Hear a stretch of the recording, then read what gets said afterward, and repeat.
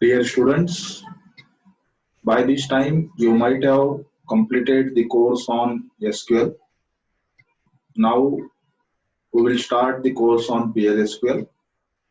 In the very first session of course on PLSQL, we will see the basics of PLSQL as well as what is anonymous blocks and control structures used in PLSQL block.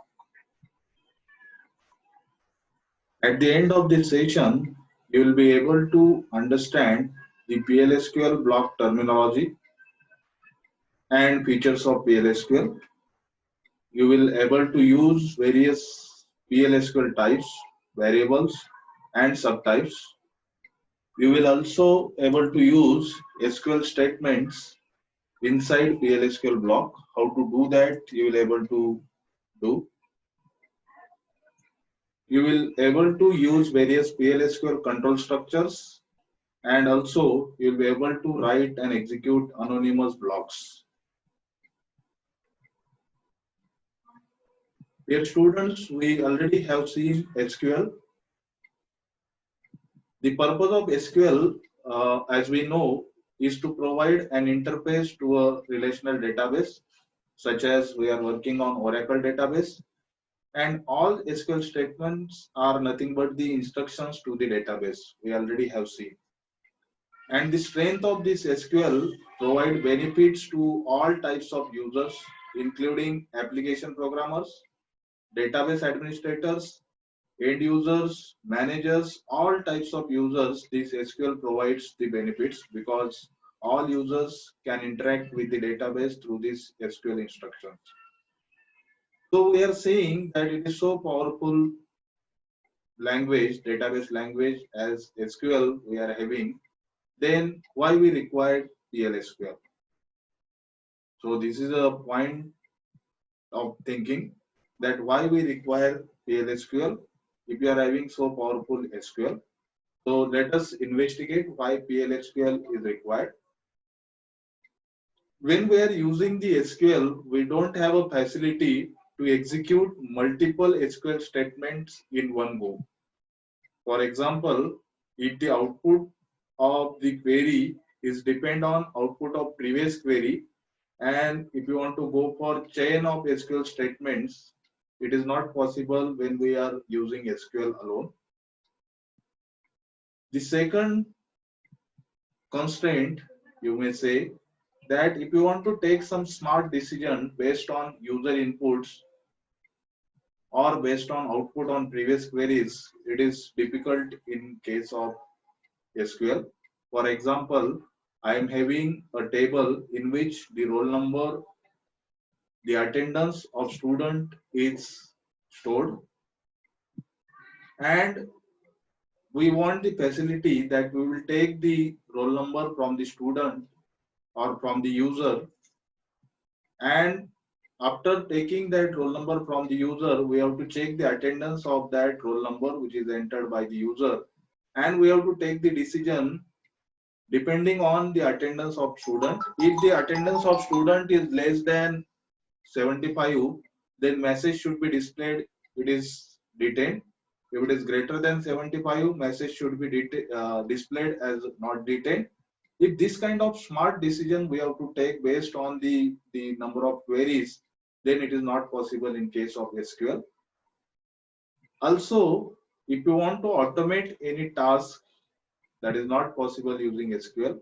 For example, if there is a calculation of the, you may say that the class of any student's result, for example, first class, second class, and all. If we want to automate that process, that kind of thing is not available in SQL. And of course, all three requirements, the constraints are handled by PLSQL. In detail, we will see how PLSQL handles its different constraints which are there on SQL. Before start with the actual PLSQL concepts, we need to know that what is this PLSQL. PLSQL is a programming language which was developed by Oracle Corporation in late 1980s. It was treated as an extension, or we may say that a procedural extension language for SQL and the Oracle relational database. So PLSQL, it supplements the SQL with standard programming language features like PLSQL. We may have a block modular structure. We are having the flow control statements and loops into that as the general procedural language which is having. It also supports variables, constants, and variable types or various types of data. It is having the structured data, and it is having the customized error handling. So whatever errors are produced by the SQL in case of any or we can say that in case there is a unusual execution of your code, in that case some inbuilt errors are displayed by SQL. So this inbuilt error, in place of that, we can have our own customized error handling, and that is available in PLSQL as exception handling section.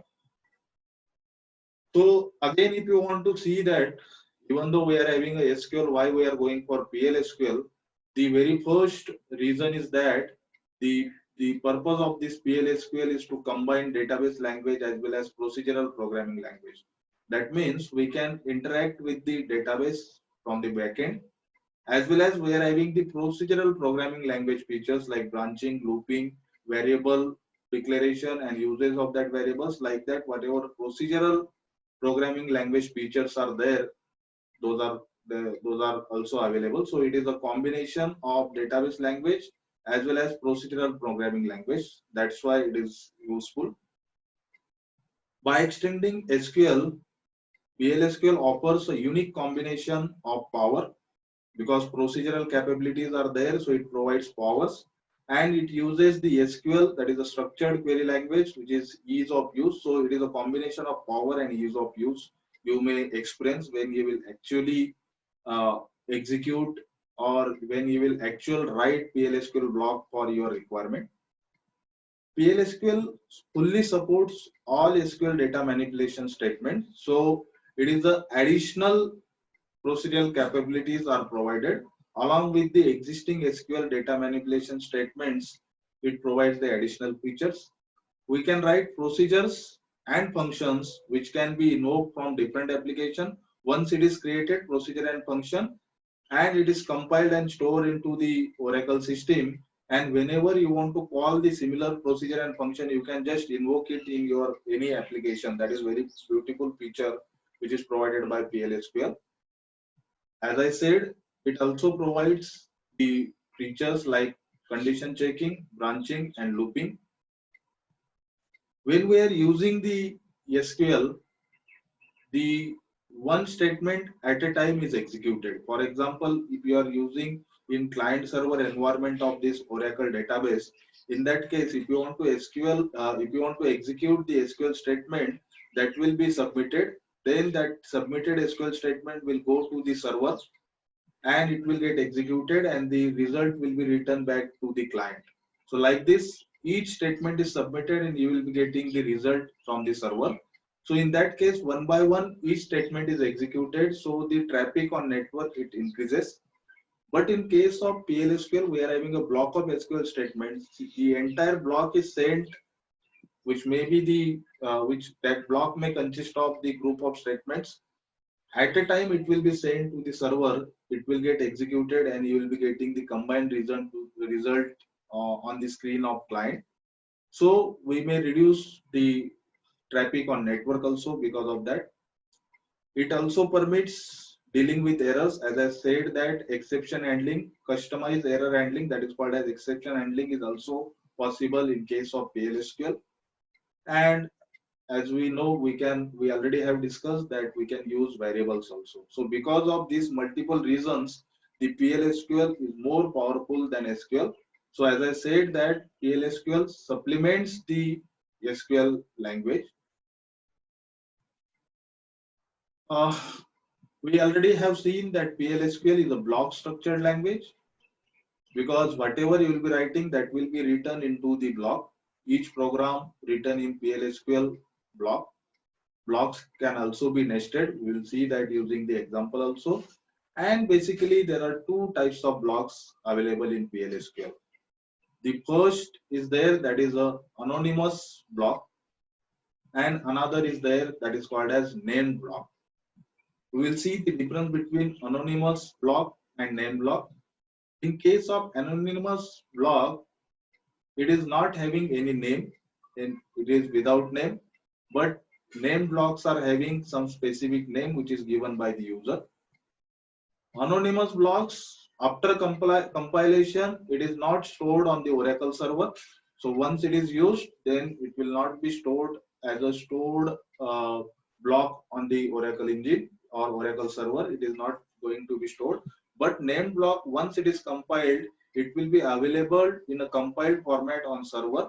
So anytime if you want to call that, you can call in any other PLSQL block, but that is not possible in case of anonymous block. So that is the major difference between anonymous block and the name block. So we'll see one by one. First, we'll see in this session that what is PLSQL anonymous block. As I said that the PLSQL is written within a block. So it is a block programming language. So the structure of block which is there on the screen, if you can see that the structure is declare. If you want to declare something, that will be written into the declare section. It is optional. If you don't want to declare anything, that part can be skipped. Then in begin section, you have to write which statement you want to execute. So the block of statements you can write into the begin section. And if any variable or constant you want to refer during this particular execution, then that needs to be declared into the declare section. And the entire block will be ended with end keyword, and there will be semicolon. Between this begin and end, you can handle the errors of Oracle, so that as I referred earlier, that the customized error handling is possible using the exception section. If you don't want to handle, then that exception part is optional, you can skip it. But this is the structure of PLSQL block, which you may see on the screen. Very important, most of the times you need to comment some part in the block, so that comment can also be possible in case of PLSQL. If you can see that double dash can be used for a single line comment, so the entire line will be commented if the line precedes with the double dash. And if you want to go for multi-line comment, then you can write slash star and you can end with slash star. So both the way it is possible. Now, one by one, we are going to explore the features of this PLSQL block. Mostly, we are focusing now on the anonymous block, which is not having any name, which can be written for your requirement execution of your or the execution of your task. As I said that we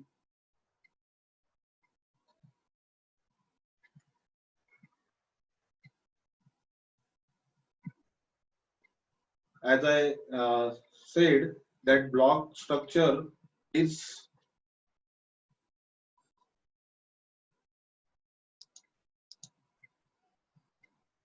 declare, begin and end, that is the block structure. So if you don't have anything to declare, then you can skip that part. But begin, you need to write the statement which you want to execute.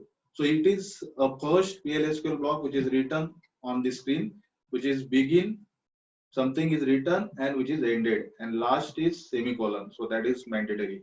So in between this begin and end, we have written dbms underscore output dot put underscore line, and something in quotes we have written hello, welcome to PLSQL. So dbms underscore output is a package which is used for debugging or for displaying the message on the screen. So as your printf statement is there, like that, this dbms underscore output package is there to display your message on the terminal. Along with this dbms underscore output, the method under this package, which is put underscore line, is access. So this put underscore line accepts the input from the user, and dbms underscore output outputs that on your screen. So if you want to use or if you want to go for printing something on screen, you can write dbms underscore output dot put underscore line. And in single quote, you can write whatever message you want to display on the screen. So which is written like this. So this is the first PLSQL block. We'll execute this also, but we'll see some more details about this. As I have said that the PLSQL block or this language provides the procedural capabilities. So procedural capabilities, as I said, it will have some branching, looping, or condition checking. So those are called as control structures into the PLSQL. There are basically three types of control structures. The first is conditional controls. Second is iterative controls. Those are also called as loops. Third is sequential control. In case of conditional controls, we are having the provision to check the condition, and if condition is achieved, then you can execute some statement. That can be done using if else kind of statements. Iterative controls, we are having some simple loops, while loops also you can use, as well as for loop also you can use into PLSQL. We'll see the syntax shortly.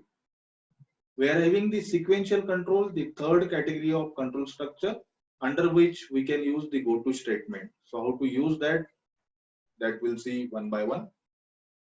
So condition controls, you will see it is a if then else. If some condition, you can see the syntax. Syntax is like that. You have to write if condition, then execute this statement.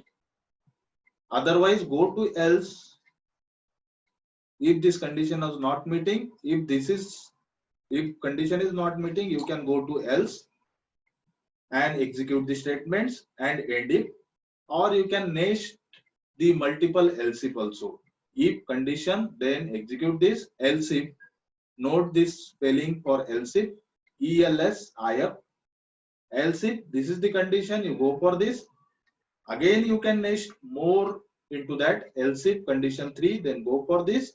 If all these conditions are not meeting, you execute this and end the statement, end the control structure, that is end if. So that will get this is the conditional control using if. You can see the example also. So my requirement is like this. Before going to the example, I will elaborate on the requirement. I want to write a PLSQL block, which is an anonymous block. For the requirement, as follows. I will be taking the roll number from the student, right? There is one table which is already created, namely student. In our example, it is a stud11. In that table, we are having the roll number, attendance, and status. 3 columns are there.